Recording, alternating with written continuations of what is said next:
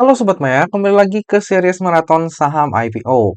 Nah, di video kali ini kita akan membahas tentang saham IPO Mutu. Jadi PT Mutu Agung Lestari atau Mutu ini didirikan pada tahun 1990 dan bergerak dalam jasa layanan pengujian inspeksi dan juga sertifikasi atau TIC untuk berbagai jenis industri. Nah, kita tentunya udah nggak asing lagi ya Sobat Maya dengan jasa layanan pengujian inspeksi dan juga sertifikasi ini. Karena baru-baru ini ada juga saham IPO yang bergerak di industri ini.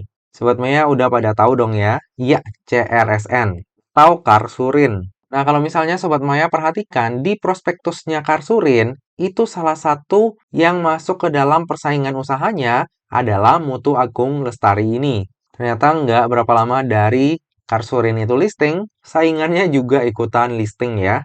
Jadi kita tuh kayak punya benchmark nih Sobat Maya, karena sebelumnya Karsurin udah listing duluan. Nah, untuk Mutu ini, dia juga punya basis pelanggan yang kuat ya, terutama di bidang sumber daya alam seperti kehutanan, lingkungan kelapa sawit, pertanian, pertambangan, dan juga pengujian standar pemerintah.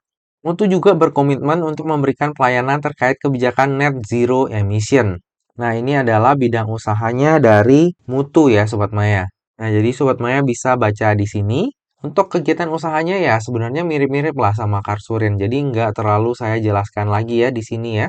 Nah, untuk track recordnya sendiri, kita bisa lihat di sini Sobat Maya. Didirikan di tahun 1990. Lalu di tahun 1997 sudah terakreditasi. Dan selanjutnya ya bisa Sobat Maya baca di sini lah ya untuk track recordnya. Dan di tahun 2022, Mutu ini ekspansinya banyak banget ya untuk kantor cabangnya. Nah, ini adalah pelanggan-pelanggan dari Mutu. Bisa Sobat Maya lihat di sini ya, nama-namanya lumayan besar. Ini kayak ada Kementerian Lingkungan Hidup, lalu ada Perkebunan Nusantara, lalu Kutai Timber Indonesia, ada PLN juga. Jadi untuk nama-nama 10 besar pelanggannya ini ya, emang pelanggan besar ya. Lalu ini adalah para pemegang saham dari Mutu. Kalau misalnya kita lihat, ada 3 pemegang saham dan keseluruhannya adalah non-individu. Nah, untuk ke seluruh pemegang saham ini, itu akan ada lock-up period nih Sobat Maya, selama 8 bulan dari semenjak Mutu ini listing di bursanya kita. Lalu kita beralih ke struktur IPO-nya. Jadi dalam IPO ini, sebanyak-banyaknya 942 juta lembar saham atau mewakili sebanyak 30% dari modal ditempatkan dan di store penuh yang akan ditawarkan kepada masyarakat. Untuk harga penawarannya sendiri itu berkisar antara 105 hingga 110, sehingga dana yang akan diraup dari IPO ini adalah sebanyak-banyaknya sebesar 103 miliar. Lalu bersamaan dengan IPO ini juga akan diterbitkan waran seri 1 dengan rasio 4:1. Nah, dengan adanya waran ini jadi pemanis ya untuk IPO-nya Mutu ini. Lalu dana IPO tersebut akan digunakan untuk tujuan-tujuan sebagai berikut. Yang pertama adalah sekitar 66% itu akan dialokasikan untuk CAPEX untuk mengembangkan laboratorium dari Mutu. Lalu sisanya sebesar 34% itu akan dipergunakan untuk OPEX. Nah, untuk penggunaan dana IPO-nya ini bagus ya Sobat Maya. Sebagian besar dipergunakan untuk CAPEX yang tentunya akan meningkatkan kinerja dari Mutu di masa mendatang. Lalu kita lihat underwriter-nya. Nah, yang akan menjadi underwriter di IPO-nya Mutu adalah Trimega Sekuritas Indonesia atau dengan kode brokernya LG. Nah, LG ini jarang ya mengawal saham IPO Sobat Maya. Tapi kalau misalnya Sobat Maya lihat di sini, belum ada satupun saham IPO yang dikawal oleh LG itu tutup di zona merah di hari pertamanya listing. Nah, thank you buat Sobat Maya semuanya. Sebelumnya di IPO Maha, itu saya ketinggalan ya untuk LP ini. Dan sekarang udah saya tambahin. Malah lebih bagus lagi ya, LP ini itu berhasil arah 2 kali. Dan IPO terakhir yang akan dikawal oleh LG itu adalah Maha.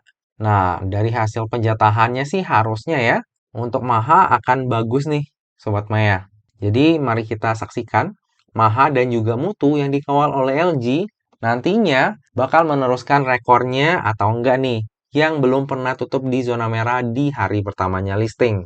Semoga aja seperti itu ya. Oke, selanjutnya kita lihat dari sisi laporan keuangan. Kalau misalnya kita lihat dari sisi aset, di tahun 2020 ke tahun 2021 itu terjadi sedikit penurunan ya, tapi udah mulai meningkat lagi di tahun 2022. Nah, secara liabilitas juga sama ya Sobat Maya, di tahun 2021 terjadi pengurangan. Namun di tahun 2022 terjadi lagi kenaikan. Dan kalau misalnya kita lihat dari sisi ekuitas, ekuitasnya ini terus meningkat ya dari waktu ke waktu. Nah, bagi Sobat Maya yang concern terhadap daftar efek syariah, jika kita lihat dari sisi rasio utang dan juga sektor usahanya, maka mutu ini akan masuk ke dalam daftar efek syariah. Lalu untuk kinerja mutu sendiri, kita bisa lihat nih ya Sobat Maya. Untuk pendapatannya itu selalu meningkat ya dari waktu ke waktu. Jadi di tahun 2020 ke tahun 2021 ini terjadi peningkatan walaupun sangat minim ya peningkatannya. Hanya 1 miliaran. Tapi di tahun 2021 ke tahun 2022 pendapatannya naik lumayan signifikan. Dan harusnya di tahun 2023 pendapatannya juga akan kembali naik. Dan kalau misalnya kita melihat laba bersihnya, dari tahun 2020 ke tahun 2021 terjadi pengurangan laba ya Sobat Maya. Namun di tahun 2022 itu labanya naik signifikan, hampir 2 kali lipat dari tahun 2021. Jadi ini adalah hal yang bagus dan kalau misalnya kita lihat dari alurnya per 31 Maret 2023 dibandingkan dengan 31 Maret 2022, harusnya laba full year dari mutu ini akan semakin meningkat di tahun 2023. Jadi bisa kita ambil kesimpulan bahwa untuk kinerjanya mutu ini tergolong lumayan bagus ya Sobat Maya. Lalu kita beralih ke valuasinya. Nah ini saya bikin valuasinya di harga IPO-nya ya Sobat Maya, di harga 105 dan juga 110. Lalu earningnya saya masih ngambil earning di full year 2022. Jadi kalau misalnya nantinya mutu ini listing di harga terendahnya di harga 105, maka PER-nya itu akan berada di 8,97 kali dan PBV-nya di 1,85 kali dengan market cap sebesar 330 miliar. Sementara jika nantinya mutu ini listing di harga 110, maka PER-nya akan berada di 9,4 kali dan PBV-nya di 1,89 kali dengan market cap sebesar 345 miliar. Nah, untuk valuasinya mutu ini, saya bisa bilang ini valuasi yang lumayan menarik ya Sobat Maya dan cenderung murah untuk ukuran saham IPO. Dan jika kita bandingkan dengan pesaingnya, yaitu Karsurin yang baru listing juga ya di bursanya kita, Karsurin ini listing di harga 125, PER, PBV, dan juga market cap-nya, ini semuanya lebih tinggi daripada mutu. Jadi bagi Sobat Maya yang waktu itu berani beli Karsurin, harusnya kalau misalnya kita mengacu ke valuasi, berani juga ya beli mutu ini. Nah, dari tadi udah banyak hal yang kita bahas, sekarang tiba juga kita ke bagian kesimpulan. Kesimpulan yang pertama, secara bisnis menurut saya pribadi, mutu sangat menarik. Selain nggak begitu banyak pesaing, margin usahanya pun terbilang oke ya. Dan prospek untuk masuk ke industri baru yang sedang berkembang itu masih sangat terbuka lebar. Kesimpulan yang kedua, valuasi dari mutu cenderung murah ya untuk ukuran saham IPO. Untuk tujuan penggunaan dana IPO-nya, ini juga bagus. Sebagian besar dipergunakan untuk belanja modal ataupun capex yang tentunya akan meningkatkan kinerja mutu di masa mendatang. Kesimpulan yang ketiga, dari sisi underwriter, LG yang akan menjadi underwriter di IPO-nya mutu.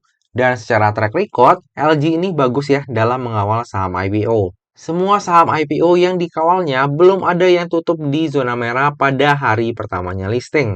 Nah, nantinya setelah ini kita akan melihat MAHA dulu nih Sobat Maya sebelum mutu ya. Dan harusnya kalau misalnya kita lihat dari sisi penjatahannya, minimal tutup di zona hijau lah untuk MAHA.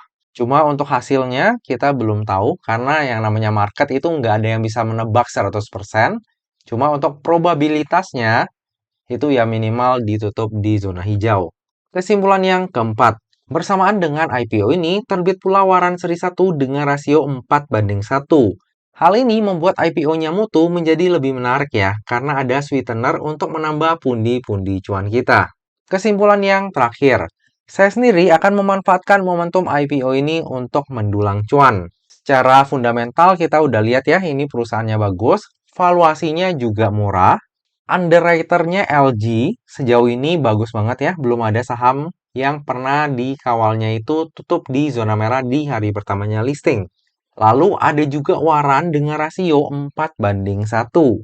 Bagi Sobat Maya yang sebelumnya itu berani membeli IPO-nya Karsurin, menurut saya harusnya di IPO-nya Mutu ini lebih berani.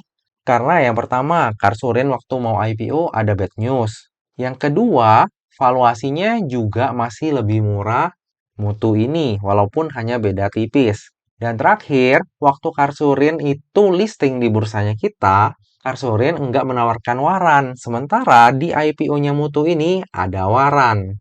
Jadi bagi saya pribadi, kayaknya nggak ada alasan deh bagi saya untuk nggak memesan saham IPO-nya Mutu. Untuk resikonya pun menurut saya masih sangat terukur.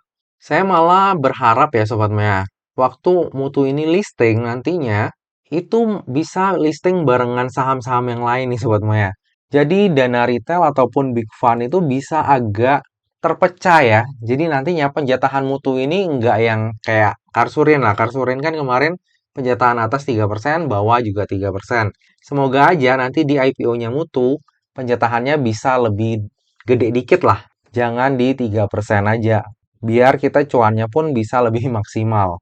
Nah, seperti biasa ya Sobat Maya, nggak bosan-bosannya saya remind ini kepada Sobat Maya. Yang namanya saham, terlebih saham IPO, itu nggak pernah luput dari yang namanya resiko.